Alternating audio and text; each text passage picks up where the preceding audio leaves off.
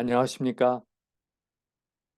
오늘 저희 생명 채널에 함께 하신 여러분을 진심으로 환영합니다. 그간 안녕하셨습니까? 벌써 올 들어 2월의 마지막 안식일입니다.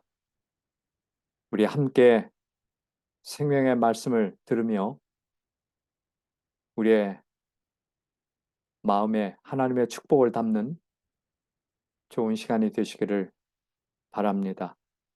진심으로 환영합니다. 이제 봄이 되면 저렇게 아름다운 꽃들이 곧 피어날 것입니다. 이미 봄이 시작이 되는 듯 합니다. 새봄과 함께 우리 모두도 하나님의 이 아름다운 세계 안에 살아가는 저와 여러분이 아름다운 꽃처럼 피어나는 그러한 행복하고 건강한 삶이 되기를 간절히 기도합니다. 나 이제 주님의 새 생명이라는 말씀을 가지고 은혜를 나누고자 합니다. 이 지구와 온 우주를 다스리시고 그 가운데 살고 있는 저희의 한 사람 한 사람을 은혜 가운데 사랑 가운데 돌보시는 주님, 그분이 있기에 우리는 기뻤고 하나님이 곁에 계심을 믿고 확신할 때 행복했습니다. 그러게 오늘 우리는 주님께로부터 받은 새 생명을 누리고 사는 사람들입니다. 여러분 그렇게 생각되어집니까? 네, 감사합니다. 오늘 저는 물 위를 걷는 믿음을 가졌던 누구입니까? 네, 베드로입니다. 베드로. 이른 아침에 물 위를 걸어오시는 주님을 마침내 발견하고 나도 물 위를 걷도록 요청을 드렸을 때 주께서 허락하십니다. 그리고는 물 위를 걷다가 그만 자기 자신을 생각하며 주위를 생각하다가 잠깐 예수님께로부터 시야를 놓쳤을 때 그만 물에 빠지고 맙니다. 여러분 이 스토리를 잘 아시죠? 마태복음 14장 22절로 33절에 나오는데요. 그때 이 베드로는 소리를 질러서 주여 나를 구원하소서. 그때 예수께서 즉시 손을 내밀어 그를 붙잡고 구해 주십니다. 믿음으로 그리스도를 부르고 바라보았을 때 그는 구원을 얻었습니다. 오늘 우리의 속사람과 우리의 연약한 육체, 신체, 주님 안에서 구원을 깊이 생각하며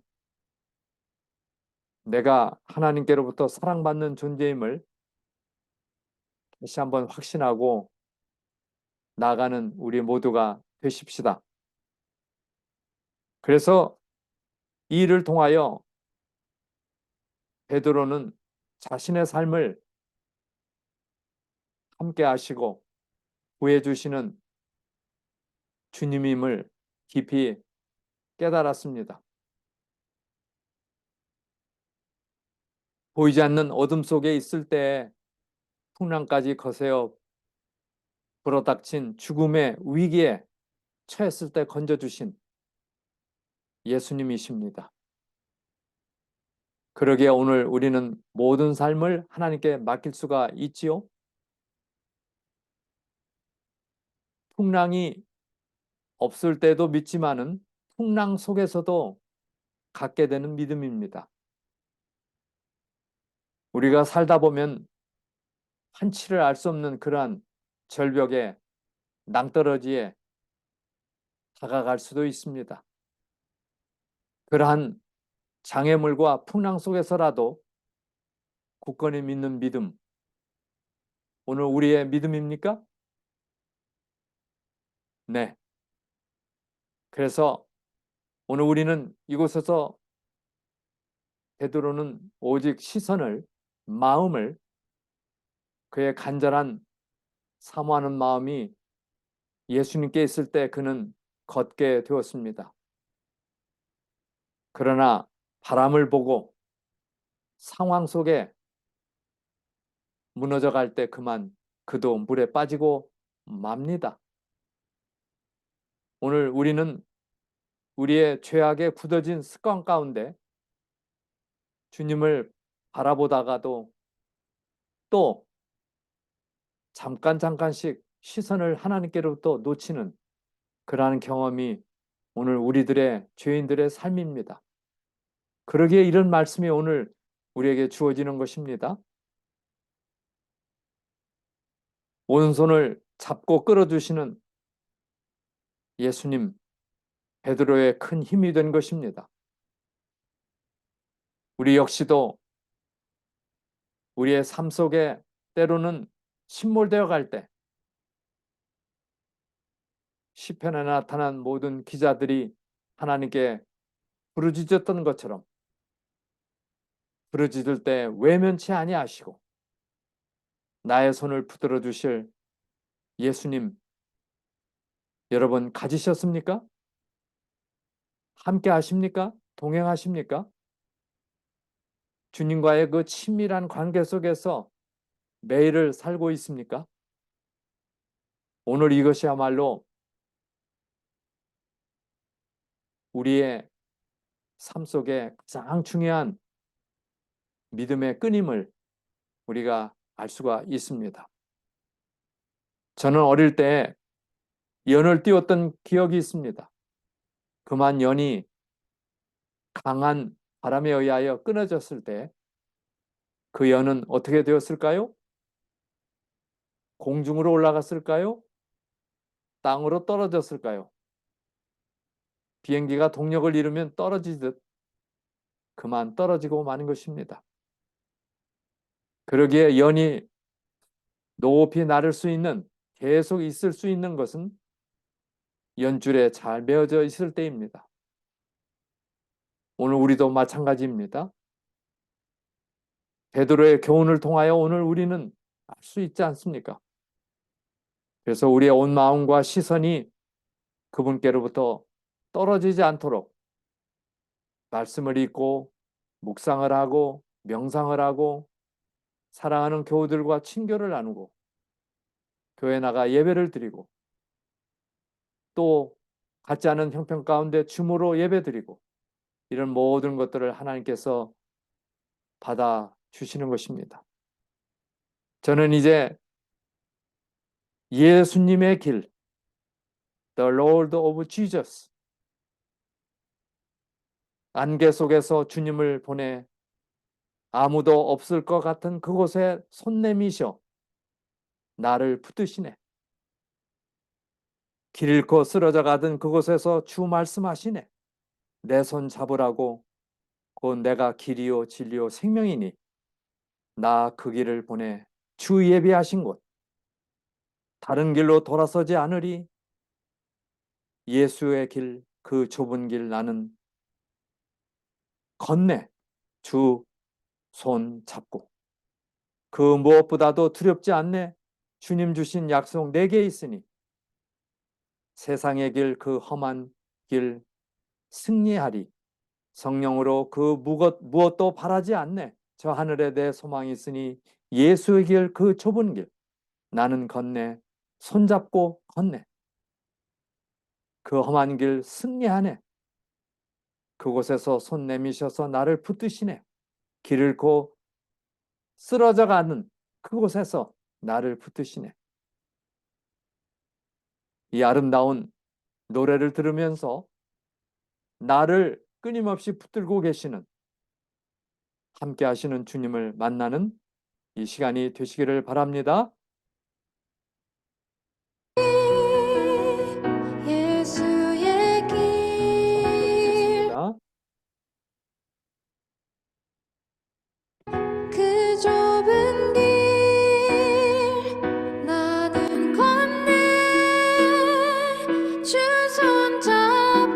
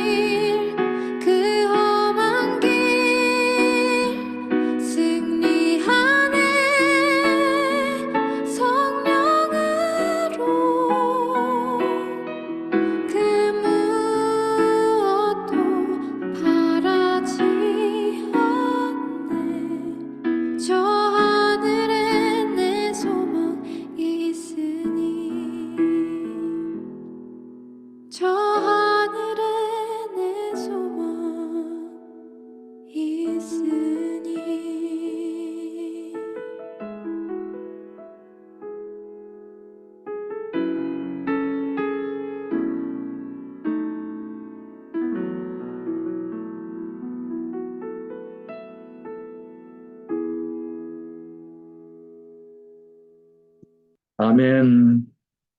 예수의 길, 그 길을 우리 함께 갑시다. 꼭 잡고 갑시다. 오늘 고린도후서 5장 16절에 있는 말씀을 엽니다. 그러므로 우리가 이제부터는 아무 사람도 육체대로 알지 아니하노라. 비록 우리가 그리스도도 육체대로 알았으나 이제부터는 이같이 알지 아니하노라. 여기 좀 이 내용이 잘 오지 않지요? 이해가? 여기 육체대로라는 말은 세상적인 관점에서 본다는 뜻입니다. 아무 사람도 하나님의 피조물이기 때문에 세상의 관점에서 보지 않고 하나님의 관점에서 본다는 얘기예요. 그리스도도 세상의 관점에서 보지 않고 이제는 하나님의 관점에서 보겠다는 뜻입니다. 그 이유는 고린도서 5장 17절에 누구든지 그리스도 안에 있으면 새로운 피조물이라, 피조물이라는 말은 존재라는 말이죠. 그리스도 안에 있으면 새로운 존재라. 그러기 때문에 세상 사람들이 생각하는 그런 관점에서 사람을 보지 아니하고 하나님의 관점에서, 하나님의 사랑의 관점에서 하나님께서 원하시는 그 뜻에 맞는 관점대로 우리가 사람을 보고 내 자신을 보고 내 가족을 보고 내 이웃을 볼 것입니다. 그것이 바로 새로운 피조물이라는 뜻이 아닐까요? 그래서 여기 육체대로 알지 아니하노라, 세상의 관점대로, 세속적인 사람들이 생각하는 대로 그렇게 생각하지 않고 그렇게 보지 않겠다는 뜻이에요. 다시 정리하면은, 그러므로 이제부터는 우리가 그 어떤 사람도 세상적인 관점에서 보지 않겠습니다. 하나님의 관점에서 보겠다는 거예요. 우리가 그리스도도 세상적인 관점에서 보았으나 앞으로는 그렇게 세상적인 관점에서 보지 않겠습니다. 하나님의 관점에서, 하나님의 사랑의 마음으로, 하나님의 자비와 인자가 넘치신 그 마음으로 보겠다고 하는 이 귀한 말씀, 오늘 우리들에게 주시는 말씀입니다. 이런 말씀을 하기까지 있었던 배경을 좀 알아보는데요. 바로 고린도 교회에 대한 이야기예요. 지금 이 말씀이 고린도후서 5장 16절에 있는 말씀이거든요. 고린도라고 하는 곳에 고린도 교회가 있었는데 그 교회에 보낸 편지였어요. 이 고린도 교회는 초대 목회자가 바로 바울이었습니다. 바울. 지금도 그곳에 이태리 반도 가까운 소아시아에 가면은 현대 고린도 교회가 저렇게 잘 지어져 있습니다. 이곳에 첫 번째 목회자가 누구였다고요? 바울이었어요. 네, 바울. 사도 바울이죠. 행함 위주의 율법적인 삶을 살다가 다메섹으로 가는 도중에 그리스도를 만나 완전히 회개하고, 아, 내가 이렇게 살아온 것이 잘못되었구나. 내 신앙생애가 잘못되었구나. 율법주의적인 이거 아니구나. 하나님의 관점에서 세상적인 관점에 보면 예수 그리스도는 목수의 가정에서 자랐어요. 그 세상의 관점이에요. 그러나 그게 중요한 게 아니라 내가 이 세상에서 무슨 직업을 하거나 그런 게 중요하지 않고 그 마음속에 흐르는, 그래서 그 사랑의 부활의 주님, 생명의 주님, 그분을 만났어요. 그리고는 사도 바울이 원래는 사울이었지만은 작다는 뜻으로 바울이라는 이름으로 이름을 개명을 했어요. 그게 사도 바울입니다. 사도라는 말은 예수님을 보았다는 뜻이에요. 그래서 바울은 그의 편지들을 보면 저희 말이 그 편지들은 중하고 힘이 있으나 바울이 써서 보내는 편지는 힘이 있어요. 그 몸으로 대할 때는 약하고 말이 시원치 않다 하니 이게 바울의 특징이었어요. 사도 바울이 말을 잘하거나 그런 사람이 아니라 예?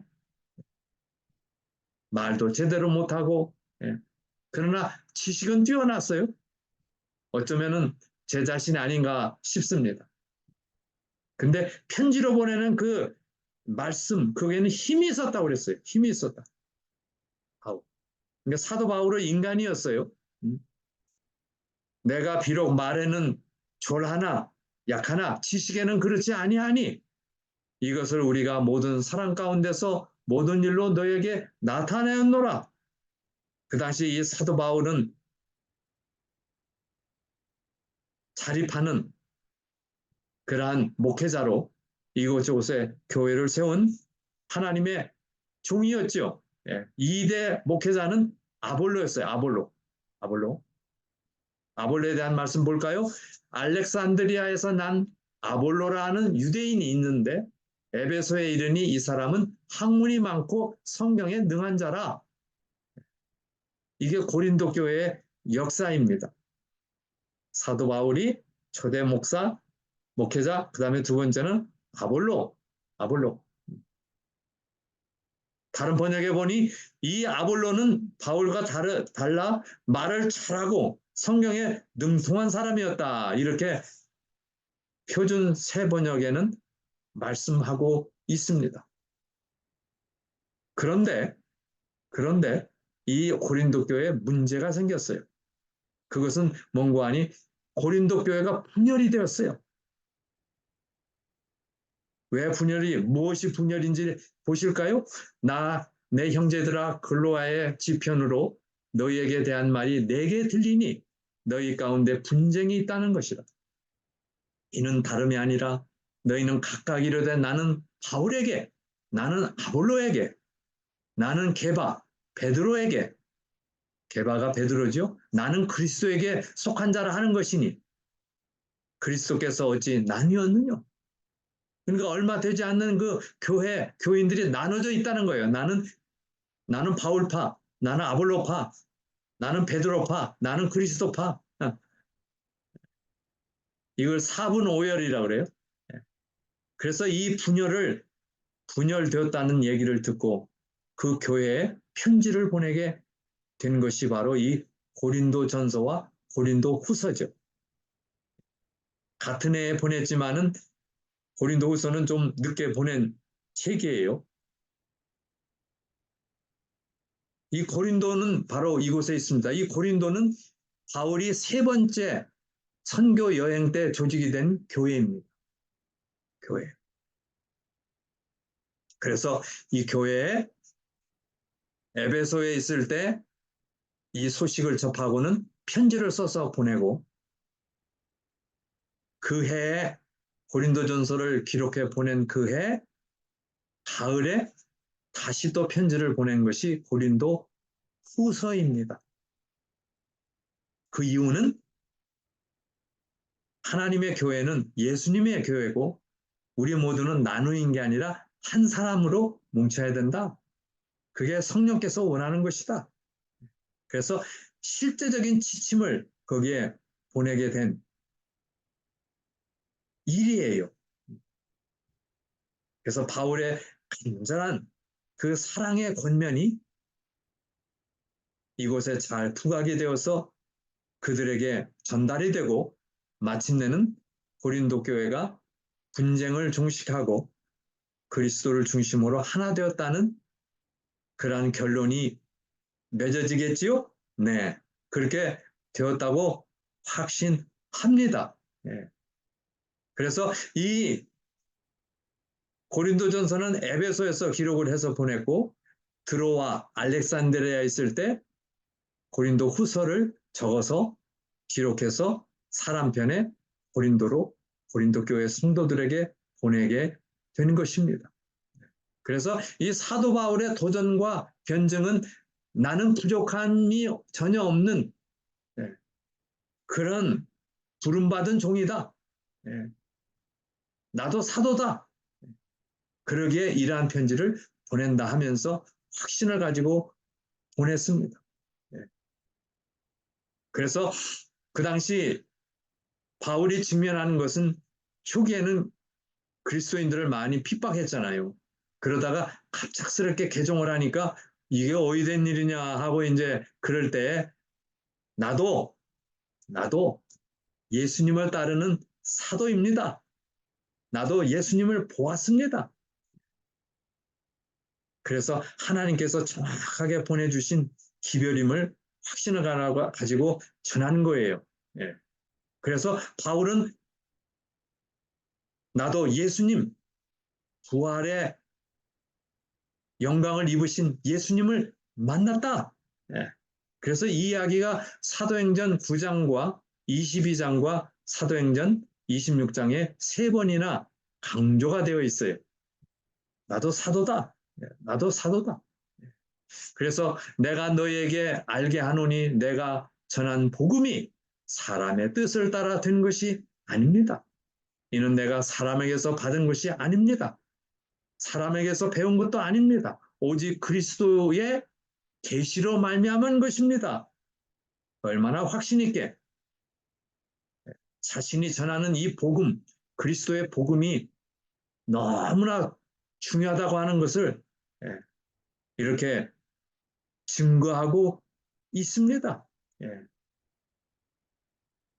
그래서 마침내 1차 전도 여행 때에 구보를 거쳐 BCC 안디옥에 이르는 그러한 전도 여행을 하게 될 때 그는 BCC 안디옥에서 다윗을 증거하고 다윗의 그 언약을 성취시킨 그리스도가 이 땅에 오시고 예수님을 통하여 모든 죄를 용서받는 놀라운 복음을 증거하게 됩니다.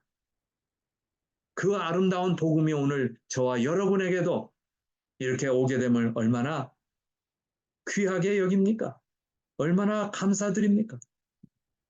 우리를 속죄하시기 위하여 오셔서 나 대신 저주를 받으신 그리스도를 확신을 가지고 증거를 하게 됐어요. 그러면서 내가 너를 이방의 빛을 삼아 너로 땅끝까지 구원하게 하리라. 유대인들도 증거하지만은 유대인 외의 이방인들을 위한 택한 그릇으로서 나 사도 바울을 예수님이 보내셨다 하는 확실한 이야기를 합니다. 오늘 우리도 우리의 직장으로 우리의 사회로 아직도 그리스도의 사랑을 알지 못하는 사람들을 향하게 보내신 그 이방인들을 위한 빛이 되도록 우리를 사용하기를 기다리고 계십니다. 얼마나 놀라운 이야기입니까? 그러기에 나는 내가 깨달은 예수님, 처음에는 세상의 마음으로, 세상의 습관대로 초라하게 그렇게 여겼지만은 그게 아니라 내가 만나본 그리스도는 정확하게 하나님께서 보내신 메시아요, 다윗의 언약을 이루는 그러한 성취자로 오셨다고 하는 것을 증거하게 되었어요. 그렇기 때문에 우리가 그리스도도 육체대로 알았으나 이제부터는 이같이 알지 아니하노라. 옛날에 그 생각을 다 버렸다는 얘기예요. 그리스도 안에 있으면 새로운 피조물이라. 예수님을 만나게 되면 새로운 피조물이라. 그러기에 세상의 관점으로 예수님을 보지 아니하고 하늘이 보내신 메시아임을 깨달았다는 뜻입니다. 얼마나 확실합니까? 이 땅에 오셔서 33년 반을 살아가시면서 그분은 정확하게 흠없는 삶을 사시면서 인간의 약함과 인간의 죄를 그가 다 받으시고 용서하시고 우리를 새롭게 하시는 것입니다. 기독교와 다른 종교의 근본적인 차이점이 어디 있습니까? 보십시오. 이것은 한국 예산에 있는 수덕사입니다. 절간에 가면은 때때로 무덤을 보게 됩니다. 물론 불교는 윤회설을 가르치지만은 석가모니의 무덤이 아직도 있지 않습니까? 그 유명한 스님들의 이 무덤이 다 남아 있습니다. 그리고 그러므로 오늘 우리는 불교는 죽음을 정복하지 못했다고 하는 결론을 얻습니다. 지금도 홀리랜드에 가면 그곳에 예수님이 묻혔다고 하는 바위의 무덤이 있습니다. 바위를 깎아서 만든 이 무덤이에요. 예. 이곳에 뭐라고 적혀져 있는 줄 아십니까? 예. 이렇게 적혀져 있어요. He is not here. 예수님은 이곳에 계시지 않습니다. For he is risen. 예수님은 부활하셨습니다. 빈 무덤이에요. 빈 무덤. 그가 여기 계시지 않고 살아나셨느니라. 죽음을 정복한 이 놀라운 사실을 새롭게 깨달으시기를 바랍니다. 그래서 오늘 우리의 믿음을 만드신 그분은 살아계십니다. 살아계세요. 얼마나 놀라운 이야기입니다. 그는 부활 후 잠깐 동안 사시다가 하늘로 올라가셨습니다. 승천하셨어요. 근데 가시면서 내가 다시 오리라, 곧 오리라. 그렇게 약속을 하고 가셨습니다. 내가 세상 끝날까지 너희와 항상 함께 있으리라 하면서 가셨습니다. 가신 그분이 곧 오신다고 하는 희망의 뉴스가 징조가 지금 울려 퍼지고 있습니다. 다니엘과 요한계시록의 예언이 거의 다 이루어지고 곧 있을 이룰 혁명과 세상의 끝이 너무 임박하고 있습니다. 우리는 코로나19를 정말 은혜로 생명을 건졌지만은 더 큰 어려움이 올 것이라는 예견도 있습니다. 이 세상은 결코 이제 옛처럼 그렇게 되지 못하고 점점 기후로 봐서도 그렇고 식량의 부족과 전쟁의 소문과 각종 온역, 전염병의 창궐이 이뤄지는 그러한 때 지금 살고 있습니다. 마지막 시대입니다. 내가 받은 것을 먼저 너에게 전하였노니 이는 성경대로 그리스도께서 우리 죄를 위하여 죽으시고 장사 지난 바 되었다가 성경대로 사흘 만에 다시 살아나서 게바에게 보이시고 그의 12 제자에게와 그 후에 500여 형제에게 일시에 보이셨나니 그 중에 지금까지 태반이나 살아있고 어떤 이는 잠들었으며 그 후에 야고보에게 보이셨으며 그 후에 모든 사도에게와 맨 나중에 만삭되지 못하여 난 자 같은 내게도 바울에게도 보이셨느니라. 고린도전서 15장 3절로 8절입니다. 이 고린도전서 15장 하면 부활장 아닙니까? 부활. 다른 어느 종교도 죽음을 해결하지 못했습니다. 생명이 있는 기독교만이 생명의 주인이신 우리를 만드신 그분만이 창조주 하나님께서 하실 수 있는 것입니다. 그리스도께서 만일 다시 살지 못하셨으면 우리의 전파하는 것도 헛것이요 또 너희 믿음도 헛것이니라. 고린도전서 15장 14절.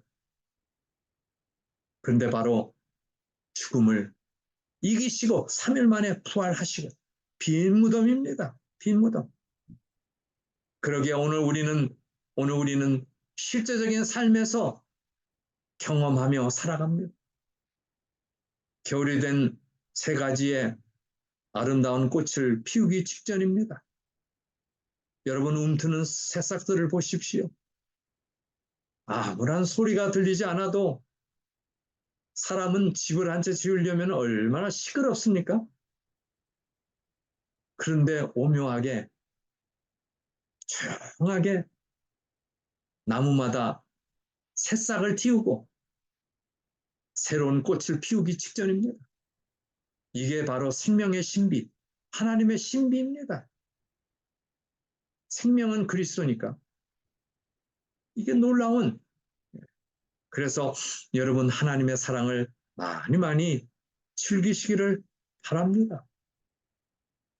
그럴 때 오늘 우리는 저 따스한 햇볕이 어둠을 물리치고 우리를 살아가도록 이끄시는 것처럼 우리는 건강을 가지고 살아갈 수 있습니다. 우리 하나님을 향하여 두 팔을 들고 그분을 환영하며 그분을 의지합시다. 우리의 베드로의 손을 잡아주신 그분이 우리의 손을 잡아주십니다. 넉넉히 우리에게 힘을 주실 수 있습니다. 건강하지 못하여 애쓰고 있는 당신의 자녀들, 오늘 우리들을 놓지 아니하시고 붙들고 계십니다. 그러게 오늘 우리는 저 아름다운 햇살이 우리에게 보약이듯 그리스도는 나의 영원한 생명수요, 불사약이요, 하나님이 주시는 영원한 선물입니다. 야고보서 1장 17절에 보면 모든 좋은 것들이 빛들의 아버지인 하나님께로부터 온다 그랬어요. 나의 삶의 즐거움, 곧 기쁨, 이런 모든 게 하나님께로 와요. 작년 통계에 의하면 한국은 우울증 환자가 작년 한 해 동안 100만 명이 넘는다 합니다. 그래서 왜 우울증이 많이 생겼을까? 그것은 상황, 처해진 상황, 경제적인 어려움, 또 정서적인 어려움, 고통의 연속, 이런 것들이 스트레스를 줘. 우울증 환자가 그렇게 폭발하고 있습니다. 그게 바로 오늘 우리들의 삶이에요. 시원하고 편리하고 모든 것이 안정적인 것 같지만은 그러나 그렇지 않습니다. 그러기에 오늘 우리는 나 이제 주님의 새 생명 얻은 몸, 옛것은 지나고 새 사람이로다. 그 생명 내 마음에 강같이 흐르고 그 사랑 내게서 해같이 빛난다. 영생을 맛보며 주 안에 살리라. 오늘도 내일도 주 함께 살리라. 아멘. 주 안에 감추인 새 생명 얻어야 돼요. 그리스도께서 주십니다. 이전에 줬던 것 이제는 값없다. 하늘의 은혜와 평화를 맛보는 찬송과 기도로 주 함께 살리라. 아멘. 영생을 맛보며 주 안에 살리라. 오늘도 내일도 주 함께 살리라. 산천도 초목도 새 것이 되었고 이제 새 봄이에요. 죄인도 원수도 친구로 변한다. 새 생명 얻은 자 영생을 맛보니 주님을 모신 마음 새 하늘이로다. 영생을 맛보며 주 안에 살리라. 오늘도 내일도 주 함께 살리라. 주 따라가는 길 험하고 멀어도 찬송을 부르며 주 따라가리라. 나 주를 모시고 영원히 살리라. 날마다 섬기며 주 함께 살리라. 영생을 맛보며 주 안에 살리라. 오늘도 내일도 주 함께 살리라.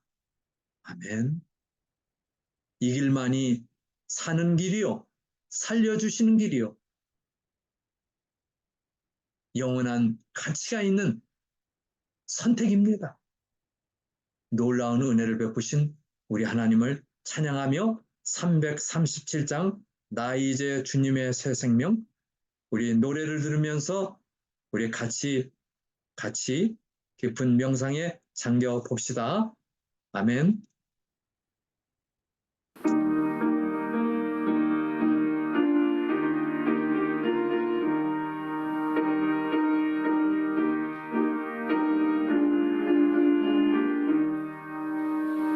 나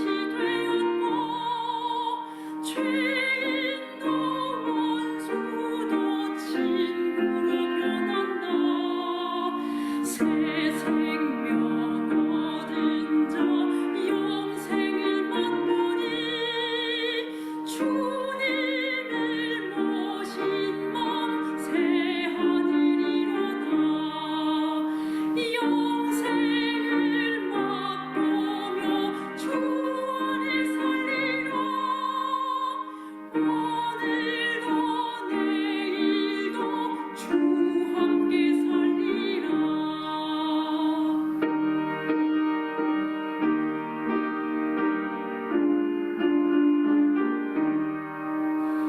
주 따라가는 길 험하고 멀어도 찬송을 부르며 주 따라가리라.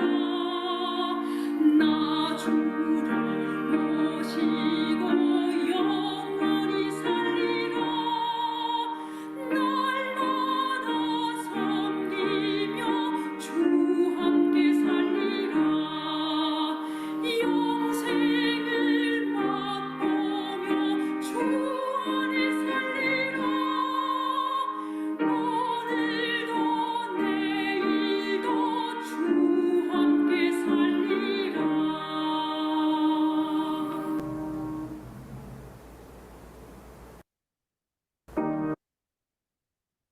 함께 기도드리겠습니다. 아버지 하나님, 감사합니다.